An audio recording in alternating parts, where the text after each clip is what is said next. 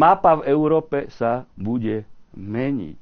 A keď Putin dosiahne svoje ciele, demilitarizácia, denacifikácia, tak budeme mať spoločnú hranicu s Ruskom. Na toto sa Slovenská republika musí pripraviť. A Slovenská republika nemôže mať zlé vzťahy s Ruskom.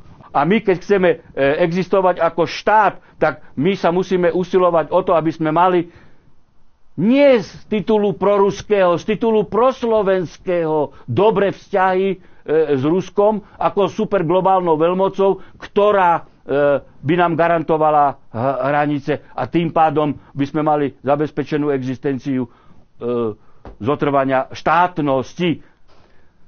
Víťazi v druhej svetovej vojne, vrátane Sovietskeho zväzu a právnym nástupcom je Ruská federácia, majú právo zasiahnuť na ktoromkoľvek území, ktoré bolo porazené v druhej svetovej vojne, keď sa tam spritomňujú fašistické a nacistické prvky.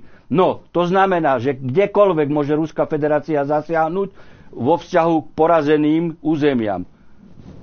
Pobaltie, Poľsko, Slovensko, Česko, Rakúsko, Nemecko, Bulharsko a Rumunsko. Také je právo. A vy nemôžete hovoriť o vraždení. O vraždení ide vtedy, keď nejde o legitímnu akciu v súlade s medzinárodným právom.